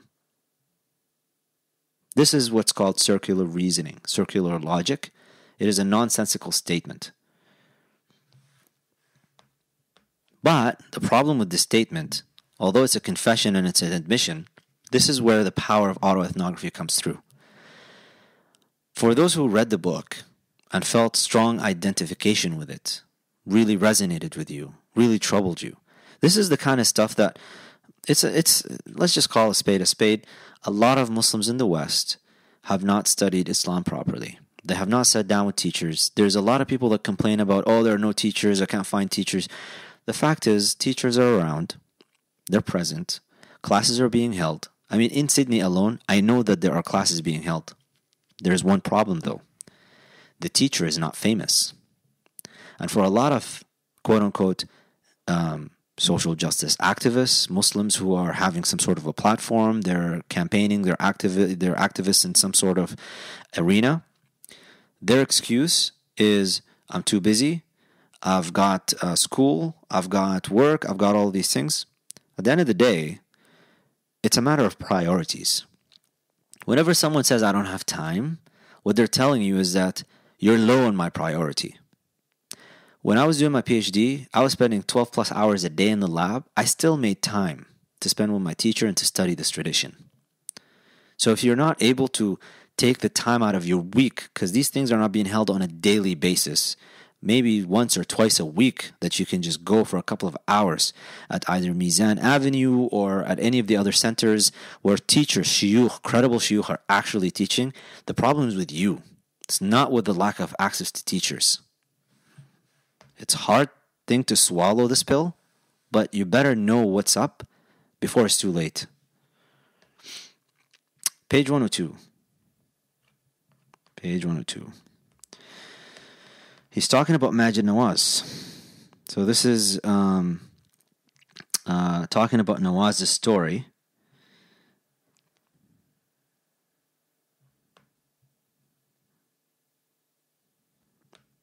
The interesting thing about Majid Nawaz, every time I hear that someone who was in Muslim Brotherhood or Hizb ut-Tahrir or any of these Islamist type of organizations happen to leave that group and either goes into critical race theory or goes into liberalism or goes into whatever, I'm never surprised. It is never a surprise. Whenever I hear, oh, this person was an ex-HT member and now they're all into CRT, or this is an ex-MB member and now they're a liberal, I'm never surprised. And I'll leave why I'm never surprised for the next episode, because I'm planning to do something about CRT, inshallah, if Allah grants us life. But he has an interesting insight, which is actually a good insight about Nawaz. I took from Nawaz's story that he probably did not want what he probably did not want me to take. The kernel of his truth reveals itself in his racially abused childhood. White skinheads tortured his early years for his being a Paki. He learned early that the only way to deal with the violence of white society was through gaining their respect. The remainder of the book involves Nawaz desperately chasing white recognition by chasing their respect, first through the idealism of HT, but when the journey had failed and the violence became too high a price, Nawaz turned to whiteness itself. You know, there's a hadith where the Prophet ﷺ says, Al-mu'min mir'at al-mu'min. The believer is the mirror of the believer. People usually project things onto people that they are guilty of. Page 115. We're getting closer to it, guys. If you just bear with me. Page 115. Wearing the final mask of the moderate, we naturalize the West. It becomes the logical finality of all human political societies. Typically enamored by it, we express our gratitude for being in a country that allows us to speak.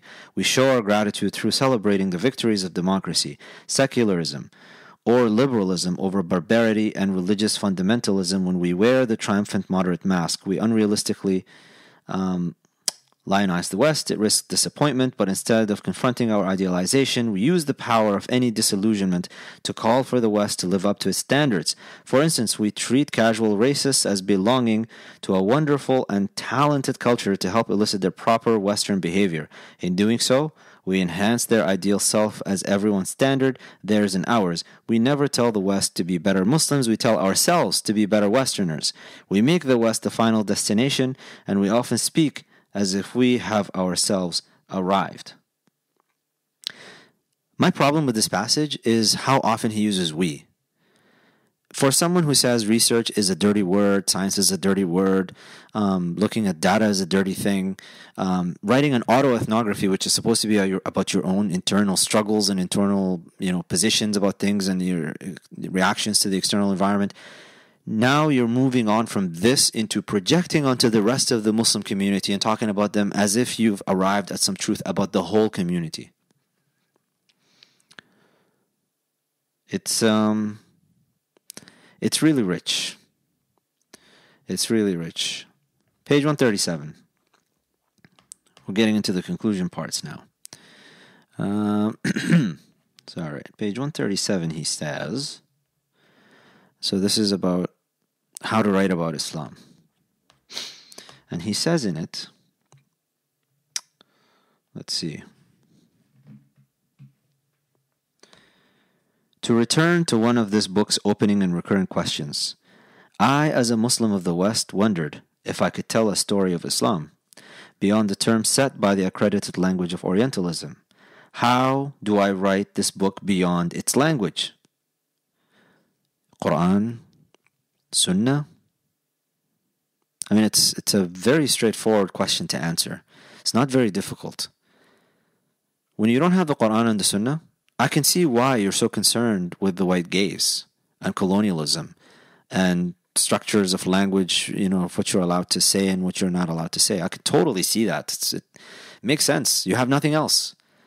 But if you have the Quran and Sunnah, you'll be able to make the declarations you need to make. And sometimes these declarations are going to go against the status quo. For example, you would not be aligning yourself with LGBT groups.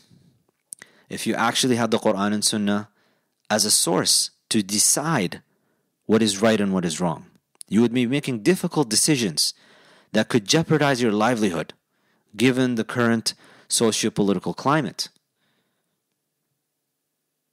By clinging to some object endowed with an excessive disproportionate significance that was able to appear to others, not as an other, lost in the clouds of the idiosyncratic fantasy world of their Orientalism, but rather as a real Muslim, that is someone who can accept and tolerate the harshness of their gaze, of the difficulty of daily existence without complaint, only by remembering God. I gotta tell you, the scholars say that,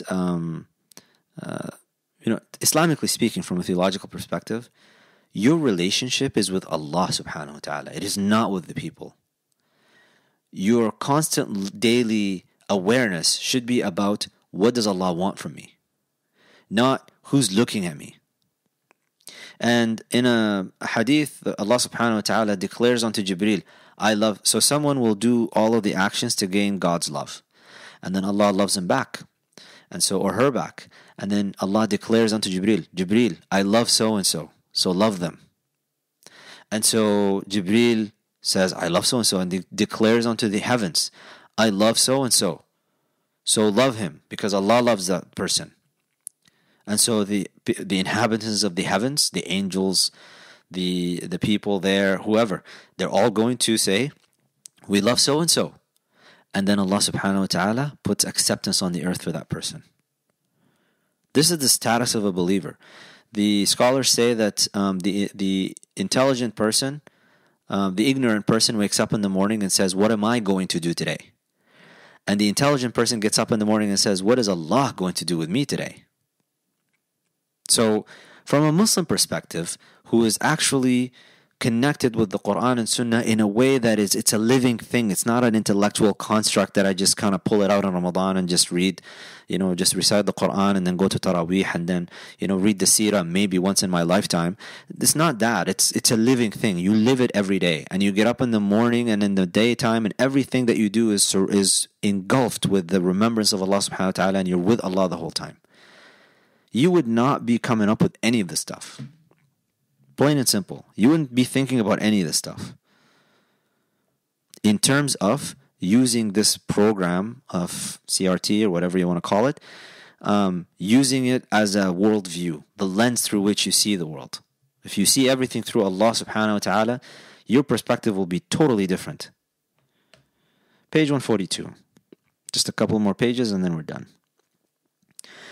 Whatever Islam ought to properly be, it ought to properly be. I will leave it for the theologians.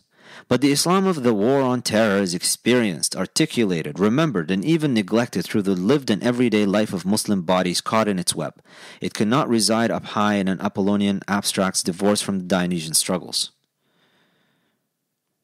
The whole text acts as if Islam as a living tradition has no relevance to the way that a Muslim experiences. We want to use these terms, Dionysian struggles, that the Muslim does not draw upon their belief and their understanding and their relationship with Allah subhanahu wa ta'ala to go through the Dionysian struggles. Once again, this is the problem with autoethnography. For those who don't know, this field of qualitative research has some pretty strong criticisms, because they say that this is a field in which an individual person talks about their own emotions and their own experience and then projects it into everything and assumes that this applies to everybody else. Final thing that we're going to cover from here, and just closing remarks. On page 151, he says, I must therefore confess, I am most days a reluctant moderate. I must admit it, although I am not pleased to. I am nonetheless. I can only suggest that my confession testifies to a burning feeling of performing for the white gaze. I say it because I recognize the tape that measures me, the overloaded imagery of the violent Islamist. The war on terror is a racialized discourse on Islam's otherness. It is a paradigm for understanding a post-racism that cheaply offers Muslims of the West no real exit other than demeaningly perform a self-presentation of our own whiteness. being shackled by the white gaze is a natural byproduct of not having a connection, a proper connection. And by connection, I'm not talking about you're not praying, you're not a Muslim, I'm questioning your aqeedah. None of that. Just let me nip this in a bud right now. Anybody that claims I'm questioning Yassir's aqeedah, Yassir Morsi's aqeedah, and that he's not, I'm not saying any of that stuff. I'm merely talking, and he admits it in his own words, that when it comes to Islam, he's a nominal Muslim. He's got a fundamental commitment to it, really that's rooted in emotions and commitment to family and to God and to the Prophet ﷺ. MashaAllah, that's great. We accept all of that. Not questioning. I'm not even interested in what he believes. My concern is that an actual believer who is connected with the tradition as a real thing, as an organic thing, that you go back and forth with it, that you go back and examine and study and memorize and learn and understand your perspective and look at how am I supposed to engage with the world properly. If you did that, you would not be shackled by the white gaze. That doesn't mean that you will ignore oppression. That's not to say that being a proper Muslim means that you become blind to the power structures being abused. Not so much that power structures are bad. It's the abuse of power that we have a problem with, because Allah subhanahu wa ta'ala put together these power structures in the world the way that they are. And in fact, society would not function without hierarchy. Let's just call it what it is, just the way that it is. So hierarchy is not the issue. The issue is abuse of power. And so that's why you have in the hadith, for example, he ﷺ says, سيد الشهداء حمزة بن عبد المطلب ورجل قام إلى سلطان جائر فأمره ونهاه فقتله. That the master of martyrs is Hamza ibn Abd al-Muttalib, the uncle of the Prophet ﷺ, and a man or a woman, رجل can be applied to both, by the way. A man or a woman who stands up to an oppressive tyrant, and this could be any tyrant, by the way. It could be your own spouse, whoever, stands up to an oppressive tyrant, commands them to do good and forbids them from doing evil, and then gets killed for doing so. That person is a martyr, and a master of martyrs, along with Hamza ibn Abd al-Muttalib radiyallahu anhu. Sayyidina Hamza ibn Abd al-Muttalib radiyallahu anhu was martyred in Uhud. So we have in the tradition that it's not, the issue is not power per se, or the white gaze, or whatever it is, these things. Sometimes I wonder if some of this stuff are constructs that are created, because at the end of the day, when we talk, the same point that I brought up about peer review with regards to this work, it's not an objective fact that you can go and grasp. These are perceptions. Reality is completely a construct. Thus, is it true? I don't know. At the end of the day, the reason I picked this work is the same is as I mentioned at the start. There are a lot of young Muslims that are getting attracted, enamored by this business of critical race theory. They think that real activism is about challenging the status quo because of just, there is something inherently problematic about power itself. They don't like structures, they don't like hierarchies, they don't like the way that Allah subhanahu wa ta'ala has created the world the way that He created it. And so, if you're divorced from the tradition and you don't understand any of these things, you will just keep going along with these things. And it sounds attractive. Shabab in Arabic for young people, shabbat nar. It's when a fire becomes really, the flame really gets going. That's the same term used for youth. So for those of you in university, college, studying, doing these things, and you get involved in a bunch of social justice causes, some of which we're totally behind you, and we give you credence for that, and mashallah, may Allah give you power. Some of them are deeply problematic, and you need to reassess yourself and check yourself before you wreck yourself, because that's what you're going to do on the Day of Judgment with certain things that you're doing. It's not an accident that when people get involved in this type of work, it's not an accident that Muslim sisters who wear the hijab all of a sudden take it off. It's not an accident that you have brothers who used to study Aqidah and study Islam and all of a sudden come out as bisexuals and gay when they get involved in this work. That's not an accident. I'm not surprised when I hear that Muslims get engaged in this work, end up doing that. And I'm going to make a prediction. I haven't interacted much with the author of this book, Yassir Morsi, very briefly. And those involved in this field. I'm going to make a prediction here. My prediction is that every single one of them is doing something in their work, and I'm talking about, let's not say every single one of them, because some of them might be adherent, they're memorizers of the Quran, and maybe there are people who are actually connected to the tradition, and they're using this as a tool. Let's say every single one who is using this as their paradigm by which they view the world. They are all coming across certain things and they're having struggles with Islam. Every single one of them that is using this as a lens is finding conflict with their religious beliefs and what they're finding out by engaging in the study of critical race theory. And I'll explain this in the next episode, inshallah, because we've gone long enough, and I think I'll let this simmer and sit down and think about it and reflect on it, and we'll leave it at that. At any rate, keep us in your dua, inshallah. We've got a lot of things happening. سبحانك اللهم وبحمدك أشهد أن لا إله إلا أنت أستغفرك وأتوب إليك. ذنوب عمر الماضى في الشعر والخدام إذ قلدني ما تخشى عواقبه كأنني بهما هدي من النعام